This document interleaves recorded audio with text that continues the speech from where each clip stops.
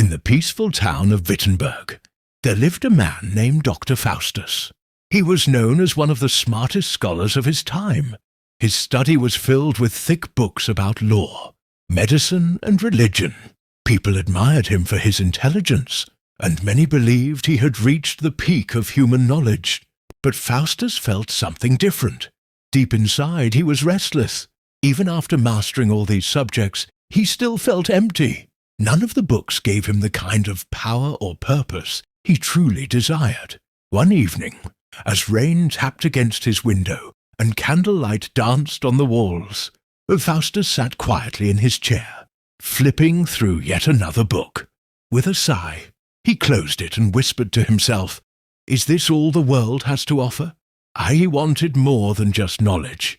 He wanted power beyond human limits. He dreamed of controlling the wind, speaking with spirits, and discovering secrets hidden from ordinary men. His mind wandered into forbidden ideas, and slowly, a dangerous thought took root. Perhaps magic could give him the answers he was looking for. Perhaps through dark arts, he could command forces not of this earth. Late one night, while the rest of the town slept, Dr. Faustus sat alone in his study, preparing for something no ordinary man would dare attempt. He had pushed aside his books on law and medicine. Now he opened a dusty old book of black magic. By candlelight, he carefully drew a large circle on the floor using chalk, filling it with strange symbols and Latin words. Around the circle, he placed tall black candles and lit them one by one. As he began to chant mysterious spells, the air grew cold and heavy. Smoke rose from the candles, swirling like dark mist, and the shadows in the room seemed to move on their own. Suddenly the fire flickered wildly, and from the smoke, a tall, powerful figure appeared. It was Mephistopheles, a devil from the depths of hell. He looked regal and calm, but there was something terrifying in his eyes. Faustus, instead of being afraid, stood firm. He didn't hesitate. This was what he had wanted. He asked the devil to give him magical powers and serve him for 24 years. In return, Faustus promised to give up his soul. To seal the deal, he pricked his finger and signed a contract in his own blood. As the ink dried, a faint, ghostly clock began to tick. Somewhere in the darkness, a reminder. That time had started counting down.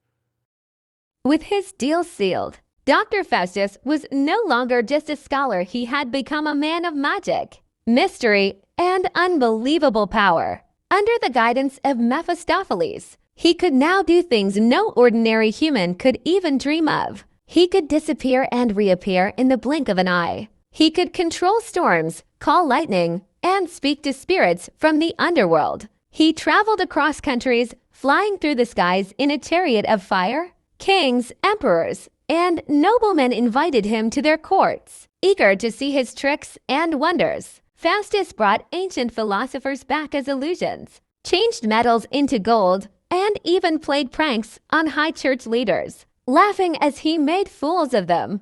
The world was amazed by him. Crowds cheered, and his name became known far and wide. But even with all the applause and attention, something inside Faustus was uneasy. Late at night, when he was alone, doubts would creep into his mind. Was all this worth the price of his soul? Was he truly happy or just distracted? Though he had power beyond any man, he had begun to feel the faint echo of fear and regret. One quiet evening, Faustus sat alone in his chamber. The candles burned low, and the room felt colder than usual. He stared at the blood-signed contract on his desk, now faded but still glowing faintly red. Though surrounded by magical books and treasures, he didn't feel proud or powerful. Instead, he felt uneasy, as if something was missing. Suddenly, the silence was broken, not by sound but by presence. Two ghostly figures appeared before him, one bathed in soft golden light, and the other wrapped in dark fiery shadows. They were the good angel and the evil angel, and they had come to speak to his soul. The good angel's voice was calm and kind. "Faustus," he said, "it's not too late. Turn back. Ask for God's mercy. You can still be saved." But the evil angel sneered with a cruel smile. "Foolish man," he hissed. "You've already given your soul. Hell waits. Enjoy your power while it lasts. Faustus trembled.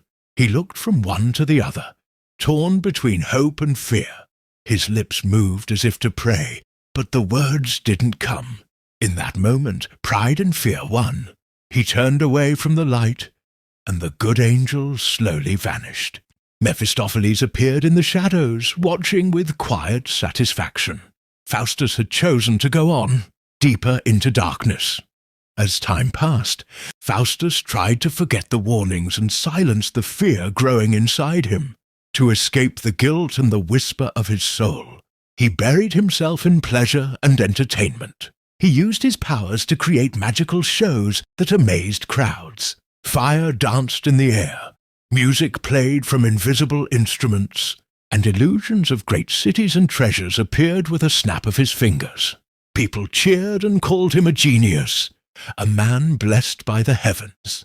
But Faustus knew the truth. His gifts came from a darker place. One day, he asked Mephistopheles to bring him the most beautiful woman in history, Helen of Troy. She appeared before him like a dream, glowing and perfect. Faustus was enchanted by her, as were all who saw her. He held banquets with kings, walked through halls filled with praise, and surrounded himself with gold, wine, and laughter. Yet none of it truly touched him. These joys were shallow, like reflections on water. Deep inside, Faustus felt something hollow. Even Helen's beauty couldn't fill the emptiness in his heart. Though the world saw a man full of life and success, Faustus was wearing a mask. His spirit was cracking underneath. The more he enjoyed, the less he felt alive. The pleasures that once excited him now only reminded him of the time slipping away. The years went by quickly, faster than Faustus had expected. His once youthful face grew lined, and his hands trembled slightly when he held his books.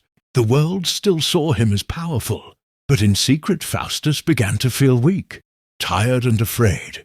The joys that had once excited him now felt like fading dreams. And worst of all, the ticking clock in his mind had grown louder. Every day brought him closer to the end of his 24-year deal with Mephistopheles. The devil, always polite and calm, never let him forget.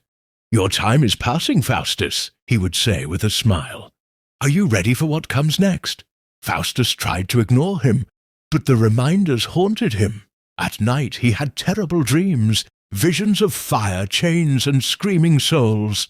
Sometimes he'd wake up drenched in sweat, staring at the red glow of the contract that still sat on his desk like a curse. Even his study began to feel different. The walls seemed to whisper, the shadows stretched longer than before, and the air grew heavy with dread. Faustus began to realize that all the power in the world couldn't stop what was coming. The fear he had pushed away for years now stood in front of him, and it was growing stronger every day. It was the final night. The sky outside was dark, and Faustus could feel the weight of time pressing on his chest. His heart beat faster, and every second felt like a heavy drum in his ears. Midnight was near, the moment when the devil would come to take his soul. Desperate and afraid, Faustus did something he hadn't done in years. He tried to pray. He fell to his knees, looking up, eyes filled with tears. But the words wouldn't come. His lips trembled, but his voice was lost. He wanted to ask for forgiveness, to call on God, but he couldn't. It was as if something was blocking him. From deep within, his guilt, his pride, his fear, it all silenced him. In a panic, he rushed out and ran to his fellow scholars, his old friends. "Please," he begged, "pray for me, help me, save my soul." But they stood frozen, shocked and helpless. They had no idea how to fight a deal made with hell. They watched with sorrow as Faustus, once brilliant and proud, now trembled like a lost child. Alone again, Faustus looked around. The good angel, who had once whispered words of hope, was gone. Only silence remained. Mephistopheles watched from the shadows, calm and patient. Faustus cried out to heaven one last time, but no answer came. The clock kept ticking. Midnight drew near. The room was quiet, too quiet. Even the wind outside seemed to hold its breath. Faustus sat in his study, pale and trembling, staring at the cursed contract on his desk. The red ink seemed to glow faintly, like burning embers. His eyes darted to the clock, its hands inching closer to 12. Each tick felt like a hammer striking his soul. He stood pacing, then fell to his knees again. Time, stop! Stars, go back! Give me one more day, one more hour, he pleaded. But time does not listen to men, not even those who made pacts with devils. Then the final bell rang. Dong! Midnight! The room grew ice-cold. Thunder cracked across the sky. The flames of the candles blew out. In the thick silence that followed came a dreadful sound, claws scratching on wood, footsteps in smoke, whispers from nowhere. The devils had come. Black shadowy hands reached out from every corner. Faustus screamed, "No! No, I'm not ready! Have mercy!" But it was too late. The contract had been signed, and his time was up. The devils circled him like wolves, their eyes glowing with cruel joy. They grabbed him, dragged him from the room as he cried out in terror. His voice echoed down the halls, then vanished. The room fell still again. A single page from his book drifted to the floor. The morning after Faustus's final hour was strangely calm. The sun rose gently over Wittenberg, casting golden light across the rooftops. But inside Faustus's study, something was terribly wrong. When the scholars arrived to check on him, they were met with a chilling sight. The room was shattered, books scattered, chairs overturned, and the walls stained with black soot. In the center of the room, the floor was scorched as if fire had burst from beneath it. But what truly froze them in fear was what lay near. The burnt spot, ashes shaped like chains, and a torn piece of parchment, the contract. The edge of the paper was burned, but Faustus's name could still be seen, written in dark red ink, as if signed in blood. There was no body, no trace of him, only the eerie silence and the heavy feeling in the air, as if something dark had passed through and never left. The scholars looked at one another shaken. They had known Faustus as a great thinker, a man of knowledge and wit, but now they understood the terrible price he had paid. And so the tale of Dr. Faustus passed into legend. People in Wittenberg spoke of him in hushed tones. Some called him a genius, others called him a fool. Some remembered the amazing things he had done, the illusions, the travels, the knowledge. But most remembered the way it ended. A man who had everything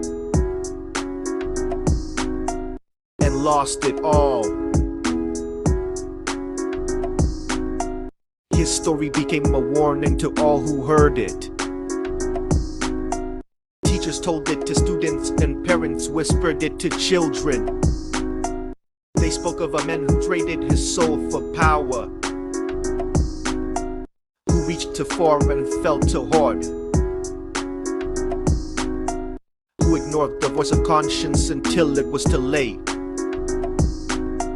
They said that knowledge is a gift, but without wisdom, it becomes dangerous.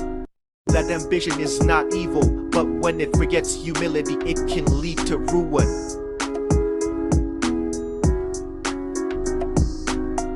And that there are some things in life, like the soul, like faith, like mercy, that should never be sold for anything.